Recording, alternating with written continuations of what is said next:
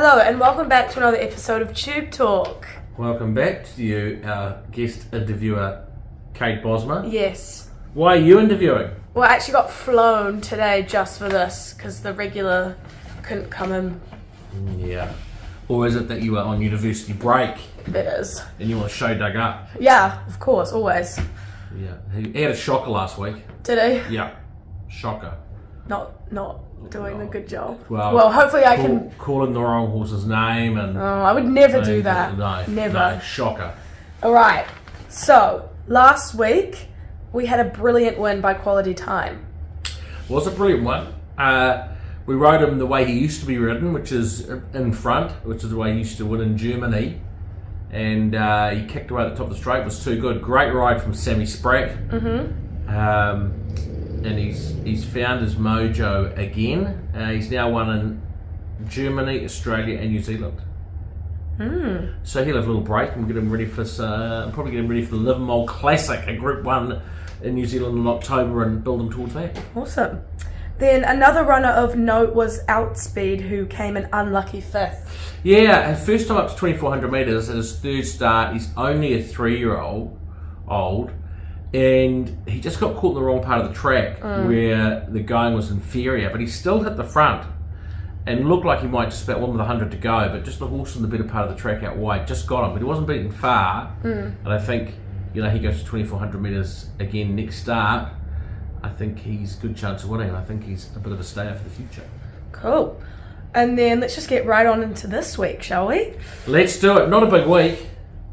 There's still a few. Yeah. So starting off on Thursday at Riccarton Park is Cinnamon Girl in race 2.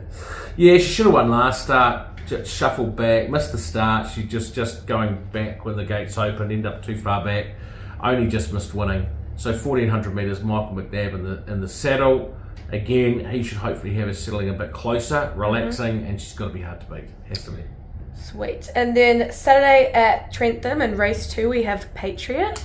Yeah, so second start, first up 5th was very good. It's heavy 10 track. The problem for her is not that she doesn't like heavy tracks, because she will. It's that she's got barrier 1 and the good going will be out wider. So it'll be a race to get out wide. And that is the difficulty. So a lot of it's going to depend on what happens in the running, what part of the track she gets to. But I'm sure she'll run well again. And if she gets to the right part of the track, she's definitely each way chance. Cool. And then also on Saturday at Trentham in race 7 we have Make Time. Yeah, so the wet track won't bother him. He needed his first up run. He's second up. He'll need this one again, being a year older. But he steps out another 100 metres, which will suit him.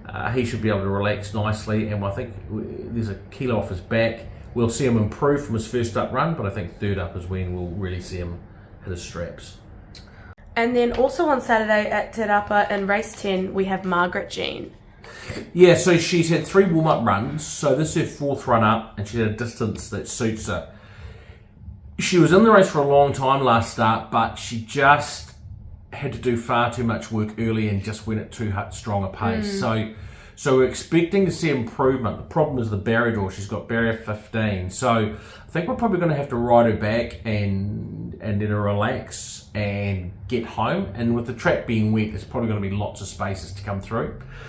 She does like these kind of track conditions, so and we just want to see her spark up and show us that she wants to be there. So I am expecting a better run from her, and I think she'll be well over the odds. Awesome. Alrighty, and then at Rose Hill on Saturday in race 8 we have Spay Caster. Yeah, stepping up to listed level, the Winter Cup, 2,400 metres. 33 starts ago he won really well. 2 starts ago he won really well. Then last start he put in a poor performance, but he's an import, and he'd do it occasionally in England. He'd go out as favourite or close to favourite. He'd put in a shocker. So it seems just to be him. And it was a hard track too that day, and he's going to get a track on Saturday which isn't going to be hard. It's going to be definite given it. Yeah. It's not going to be heavy, I don't think, but it's going to be definite given it. He's got a nice barrier draw. The 2,400 metres is right up his alley. He'll love that distance. And while he's out of his grade a little bit, I expect him to run very well and be in the finish. And bounce back. Then finally at Ferry House in Ireland on Saturday morning we have Soul of Spain in race 7. Yeah, so it'll be on about 7 a.m. New Zealand time, and it should be shown on TV. Really nice young staying horse that we've got in Ireland. It's a maiden 2400 metres. He's run second, third and second in his 3 starts. He's been getting slowly fitter. He should be just about ready to put his hoof in the till, I think, and the distance will really suit. We haven't got the barrier draws out yet, and he's still a chance of backing up and going to Royal Ascot next week. So Saturday morning at our time, Soul Spain, he's a good winning chance. Okay, so that concludes all of our horses for this week, but we still have the bit of the week to discuss. We do. 2 weeks ago it was great, last week not so good. That means it's going to be awesome this week. So, the bit of the week this week, race 9 at Eagle Farm, number 1, Numerian. Yeah, so he's paying $19 and 5's a place fixed odds. He's the top rated horse in the field. It's a weight for age race. And his form, apart from his last start, was really good. 2 starts ago, won the Hollandale Cup. Now, the last start is a complete forgive. He got knocked around, knocked off his feet coming out of the straight.